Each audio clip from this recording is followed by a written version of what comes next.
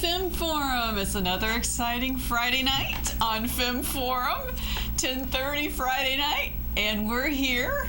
We're going to be talking about progressive issues, politics, and all that jazz. And I'm here today with my very good friend, Bob. Hello there. This is your second time on Film Forum. I'm getting to be a regular. I guess so.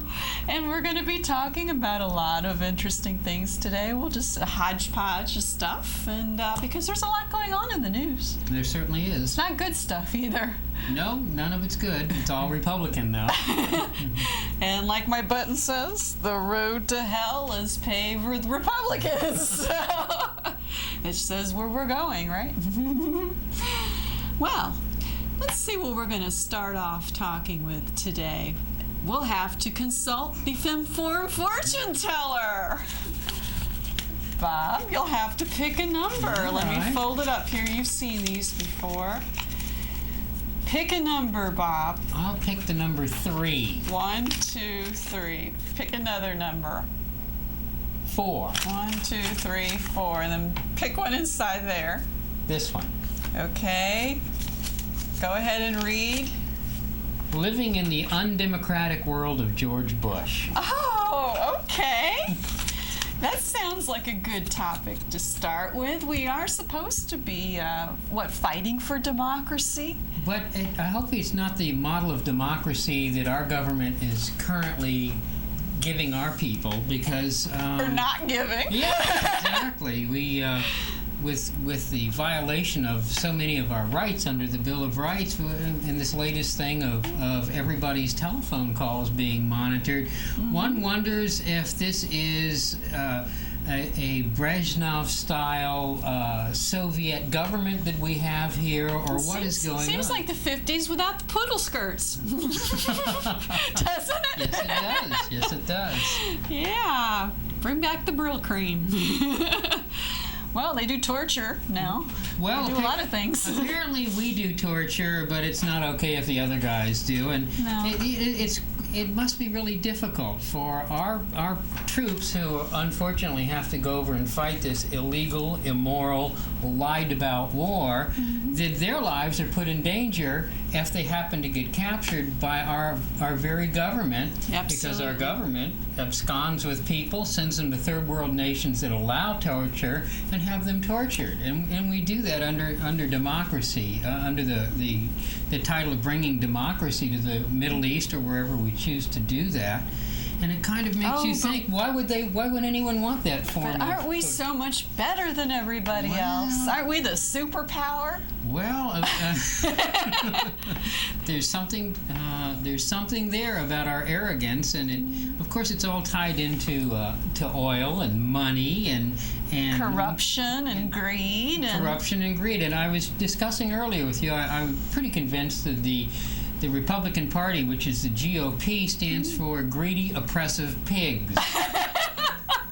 I love that, Bob. It just, all of their decisions are made, apparently, to benefit what did George Bush once say? Trying to be comical, but there was nothing comical about it. He was welcoming a group of people at a fundraiser, and he said, "You're my people, the haves and the have-mores." And I think he actually said that. That's a Freudian. And pigs could be for pork projects and everything else that's greedy. Right. I don't know. If Americans aren't upset about what's going on in this country right now, then I think we're just going to lose the country. Well, if they're not upset, they're not reading the paper. Well, or they're reading the Tampa Tribune. Watching Fox. Yeah, exactly. Although I hear they're having difficulty getting their editions out because the editor is having drinking problems or something. But okay, now what the press secretary for the U.S. is Tony Snow job. Well, and he had his first meeting today, and he completely blew it. He was unable to answer almost any of the questions. I don't know if you saw the coverage on that. But, I mean, the whole point is that this government is probably the worst government in the history of our nation. It lies to our people about every single thing that comes out of their mouths. Mr. Bush does not believe in democracy. He doesn't believe in the Bill of Rights. He doesn't believe in the Constitution. What he believes in is oil company profits and keeping profits high for the people who already have millions, if not billions of dollars. What was it? Exxon made, what, $9 billion profit? The greatest profit in history They last made the quarter? greatest profit in history, and we give them tax breaks. And they've never paid the fine for the Exxon Valdez. Back in the 80s, like 20 years ago. Well, they were going to, but then they decided it was better to give their retiring president a $400 million bonus package. Oh, how compassionate. That's what compassionate conservatism's all about, right? Well, they're very compassionate if you're conservative. They feel enough. sorry for the CEOs. That's what it means. It's just an amazing set of circumstances. We have, first of all, we have a guy who initially wasn't elected it's to the office. It's like a Greek tragedy without the Greek. And somehow it's more tragic than a Greek tragedy. You know, and we're living it, Bob. We are living it. We're all going to pay the dues. Whoever is the next president is going to have to try to straighten this stuff out. We have the largest deficit in our history. We do have a midterm election this year, and if the Democrats do not take control, what are you going to do? I'm going to leave the country, I think. It's really important that people get out and vote. We got the bad government we have right now for two reasons. One, a lack of maybe really good choices, but number two, and the biggest reason, is because a lot of people don't vote. We get about 55% of the people vote, and there's 30% of the country's hardcore conservative. They always vote. If we don't turn out at least 65%, they're going to win. Well, too, if you have state troopers blocking roads to the voting booths. My grandparents, I went to see them last week, and they said in Jacksonville that there were cops there they had roadblocks in areas that were predominantly black areas so that they couldn't go vote. Well, of course not. We wouldn't want... They might vote Democrat. We wouldn't want people that are most impacted by the economic policies of our country to have any say whatsoever in who got elected and help determine them. Well, that's why they want these guest workers, too. They don't really want them to make them legal, probably, in a sense, because they have no voting power. They're basically slaves, and they're bringing our wages down anyway, and illegal means illegal people. That's true. There's another issue. I was reading an article that said that the enrollment in engineering schools and in computer science schools is way down because the graduates are having a very difficult time finding employment because of the outsourcing to other nations. Or the guest workers coming in, maybe. They might bring them in from India, Pakistan. Probably a combination Pakistan. of both. And you know, we have to think long term. What is the long term impact of all this? So the multinational corporate people continue to make billions of dollars and live whatever lifestyle they want, but in the end, we're really hurting this country. We're going to turn into a service nation. I don't know. I don't even think we give good service, come to think of it. Right after World War... Paper, plastic. Right, and that's then they don't put the fries in the bag. Yeah. But it used to be that made in Japan meant something that was made cheaply and poorly right after the war. Not anymore. And not anymore. And maybe China will someday outsource the work their people don't want to do to the United States. Those children really make a great product, don't they? So there are just so many issues. Don't you hate those communists? Well, not as much as I hate the government that we have right now. Well, it's funny, when I wore my Che Guevara t-shirt on the show, they kept saying, "Are you a communist? Are you a communist?" Yet, they go to Walmart and they buy products every day made by a communist nation, and they don't seem to gripe about that too much, do they? Well, you know, the right wing, they like to harp on the communist word, and one of the things they try to portray the communists as being people who don't believe in democracy, they don't elect their officials, they snoop on all of their citizens in their country, they support torture. Sounds very familiar.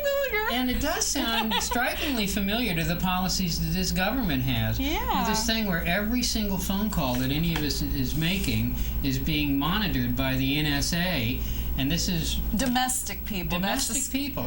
Under the guise of terrorism. Right. And the terrorist is the government right now. Seems that way. Speaking of that, I have a lot of friends that were down there in Sun City on, I think it was Tuesday. Mm-hmm.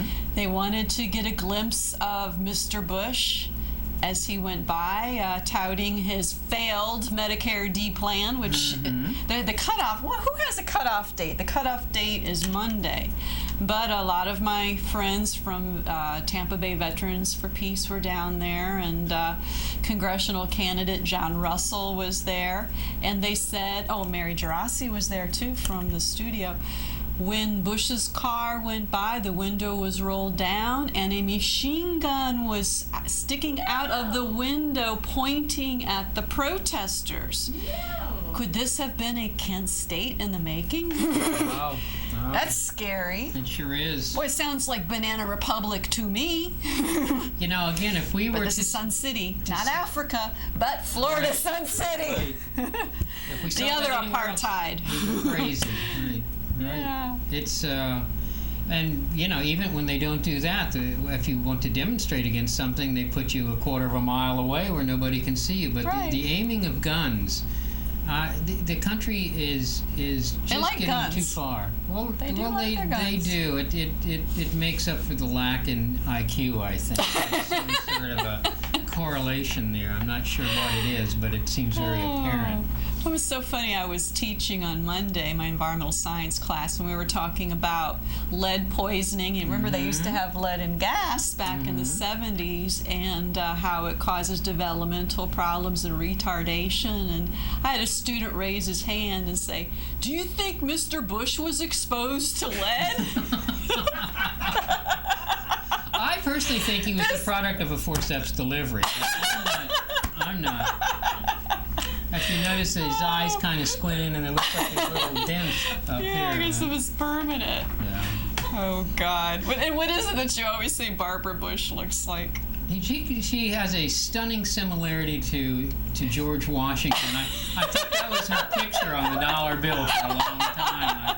I wasn't real sure, but Let them eat cake. Let them eat cake. As they said in the Astrodome. Yeah, the finger off now. Yeah.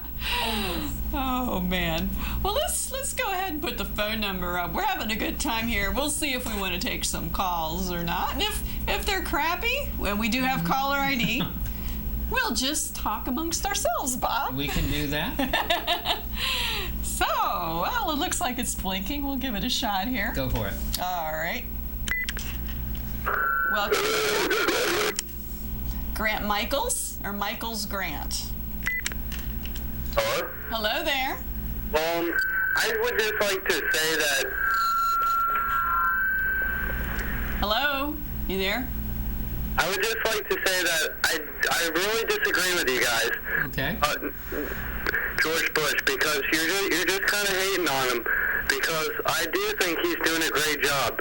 And then Cyrus, Great. What's so great that he's doing? well, I met him personally about. Did he point a gun at you, or by chance? What? Did he point a gun at you? Because Oh, he did at the Me. people. A gun was sticking out of the window at the people in Sun City this week. Cyrus, I think you're gravely mistaken. There was a gun. There was a machine gun. Many people saw it. Did George Bush have it in his hand? It was in the car there, pointing at the protesters. But your point was going to be? Yeah, go ahead. Oh, I also heard you making fun of Laura Bush. No, we didn't say Laura. We said Barbara, the one that looks like Oh, George Barbara. Washington. Yeah. That's- That's okay. No, Laura's the Stepford wife. Don't mix the two up. Are you mocking me, Cyrus? No, the technical. Oh, okay. We had a little bit of technical difficulty there, Bob. I mean, I think that it's if people want to disagree, I think it's a great thing. Well, they can. You know, get out and vote. You know, you don't have to think the way anybody else thinks on any issue, but get yourself heard. While we still have a right to vote, the way this present government is running, I question whether we're going to have an intact Bill of Rights in the next year or two. Well, wasn't there somebody that overheard Bush say something that the Bill of Rights, the Constitution, was just a piece of paper? Well, you see, he didn't Just a realize there piece was of paper. printing on it. He never read it. So, guess so so. I think that was the point there. That must be. He didn't.